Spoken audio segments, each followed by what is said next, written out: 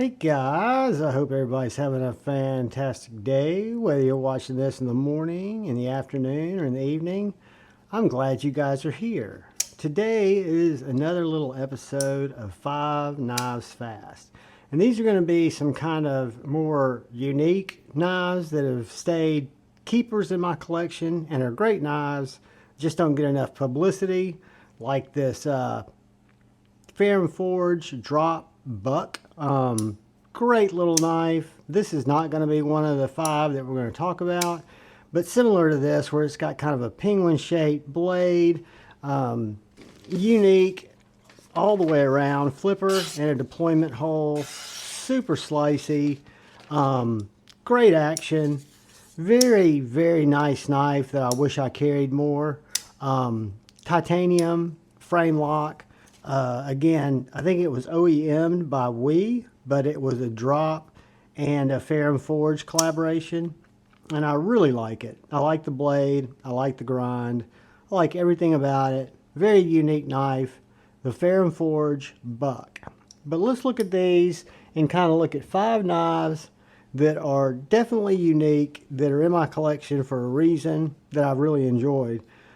This right here is a flipper only knife, which is something that used to not be in my collection for a period of time.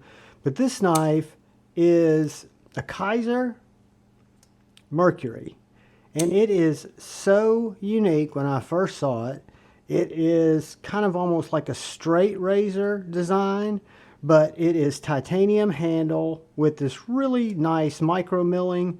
The blade fits almost completely flush inside the handle. Got a captive pivot, 2 pieces of hardware. This thing comes apart very easily. It took skiffs very well.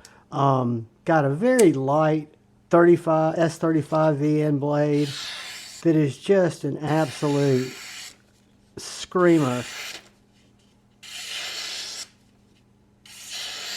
of a laser beam. Hollow ground, very much what I consider a modern gentleman's razor folder. This is a great CEO knife, a great gentleman's folder knife, I've got to have a blade with me, but I don't want it to take up a lot of room. Kind of more like an ink pen profile. But the Kizer Mercury is an absolute winner. One of the more exciting knives. There are several that have come out of Kizer, 2023, 2024, and this one's definitely one that got my attention, that I grabbed right when it became available. One thing I might do, the one downside of this is I do not like the gold finish, but I could easily get that titanium changed out and have it anode.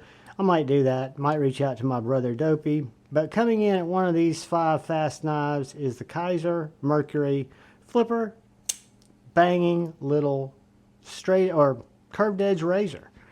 So moving on, we go to probably my favorite OG Finch knife, and this is still available in different handle materials. This is kind of a yellow synthetic bone, but this is the Harvester, the Finch Harvester. And what I love about it is the blade shape.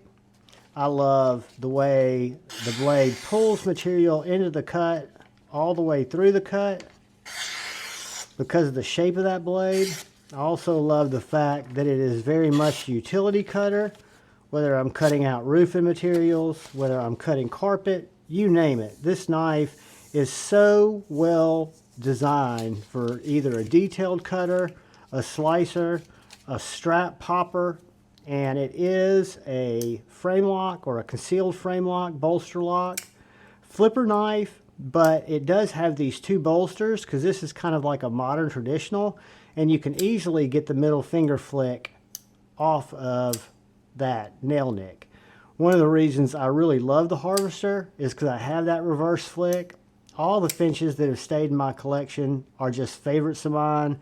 CPM or 154 CM blade steel. I think these are OEM'd by QSP. I can't be 100% sure, but they are done very well. I've been collecting these from the start, but when the Harvester came out, it was by far my favorite. The size is perfect, the middle finger flick is perfect, and that blade geometry and that blade layout, to me, is perfect for an EDC knife. In and out of the pocket very well with that titanium clip, and the Harvester is just an absolute banger. When I got this knife, I want to say it was right around $115, $125, which I think is what they go for. So moving on, we come to a really unique knife that I picked up on a trade from my buddy Dark Gravity, and it's actually got a Damascus clip, Damascus pivot collars, and this is the Kansept Bulldozer. The Kansept Bulldozer is another one of those unique knives which is set up as a front flipper with kind of this sheep's footy blade, very neutral handle on this medium to full size knife. I love the size of it. I love the thin handle because it absolutely disappears in your pocket. It is super, super slicey. That's cutter air, guys. It is a laser beam. It is, if I'm not mistaken, 20 CV. Drop shutty as it can be. And you guys know I'm not a big fan of front flipper onlys. But the reason this knife appealed to me so much, it's got the blacked out blade, and it's got so much of this blade exposed that you can easily, as I fail it twice, you can easily get a middle finger flick on it if you get it in the right place and you're not under a camera. So if you don't like that front flick, you can easily middle finger flick it. Probably thumb flick it too. I'm not a big thumb flicker guy, but very intuitive because this sticks up so far, your front flipper tab there, that it is a very easy knife to actuate as a front flipper. But what makes it really cool to me is the front flipper, or the reverse finger flick, the narrow handle. I love the Damascus clip. This is probably the only knife I've got with Damascus on it. I like the black wash blade. I like the sharpening choil. I like the fact that the blade geometry is done very well with this tall flat grind. Just a really elegant knife. It's titanium.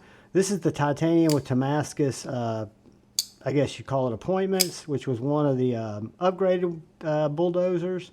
That's why Dark Gravity and I hooked up a pretty sweet trade that I was stoked to do, and I think he was stoked to do as well. But really cool knife, one I don't carry enough, one that doesn't get enough accolades. I'm not even sure if it's had a formal review on the channel, but it is a great knife. And you can get these knives very, very affordably. I'll put a link to Kansept's site. I think they've got them in G10 and other materials and well under $100. But this is the Kansept Bulldozer. And as we move on, we will come to my favorite of the shark locks yet in existence. And this is the Flytanium Arcade. The Flytanium Arcade is an aluminum knife that comes with either G10 or Ultim inserts. Comes with two sets of inserts. I actually upgraded this one with titanium inserts. They sell different stud packages. They sell different backspacer packages.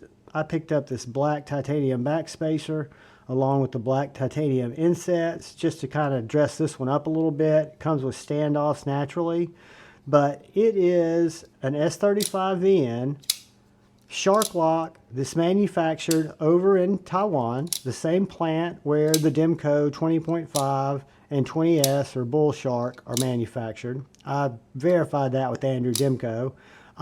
Since they were the first company to actually license the shark lock, they wanted to make sure that they did it right, used the right mechanisms, and had someone who'd been working on it actually help them with the design. So if you look at this knife next to the 80 20.5, you'll see that they're very similar in size. This one does have thumb studs and a little bit more plain shaped blade, even though if you hold this up next to the drop point 20.5, they're very similar.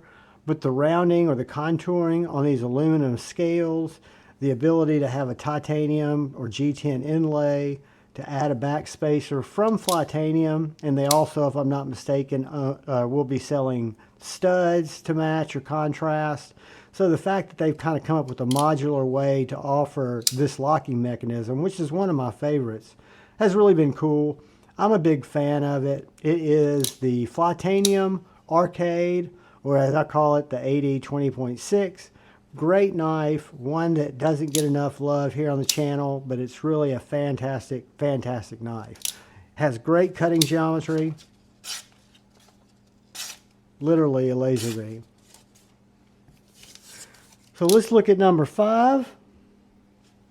And guys, I don't even know if I reviewed this knife, but this knife is so cool. This is the Gemm Skeleton Tuya Knives Caladan in S90V and carbon fiber, kind of like a imported fat carbon style of carbon fiber.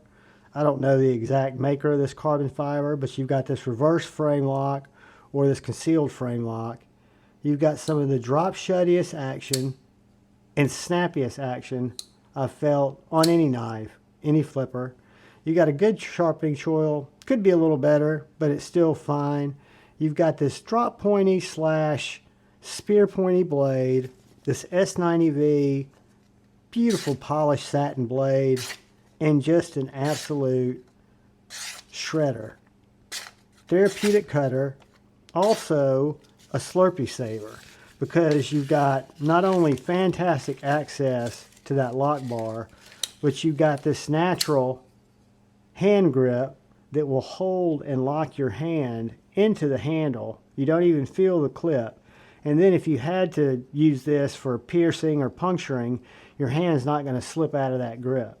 It's just a very well done knife. When this knife first came out in the Gen 1, I wasn't immediately attracted to it because I didn't understand the look of it. I thought it was like a bird. Pop, pop, pop, pop, pop, pop, pop. And I just didn't get the ergonomics.